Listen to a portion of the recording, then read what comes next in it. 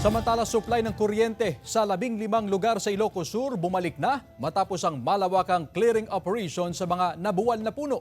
Narito ang report.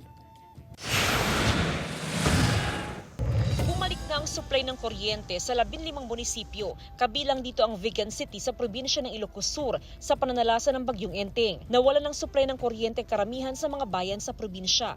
Sa loob ng 2 araw, apektado ang supply ng kuryente sa probinsya matapos ang mga natumba at nabuwal na mga punong kahoy gaya sa bayan ng Santa Lucia. Sa ngayon, tuloy-tuloy pa rin ang nararanasang pag-ulan sa Ilocos Sur. Pinangangambahan ng mga residenteng nakatira sa gilid ng ilog ang pagtaas at pag-apaw ng tubig sa mga kailugan. Baka umapaw dahil tuloy-tuloy pa rin ang ulan, ma'am. Sa monitoring ng PDRRMO, Ilocos Sur ay nasa normal level pa lahat ng major river system dito sa probinsya. So far, ma'am, walang reported na flooded dahil nga light rains and intermittent. Patuloy pa rin pinag-iingat sa banta ng storm surge ang mga residenteng nakatira malapit sa tabing dagat at hindi pa rin pinahihintulutan ang paglaot ng mga mangingisda dahil sa gale warning. Muling binayo ng malakas na pagulan ang ilang lugar sa Ilocos Norte kahapon September 4.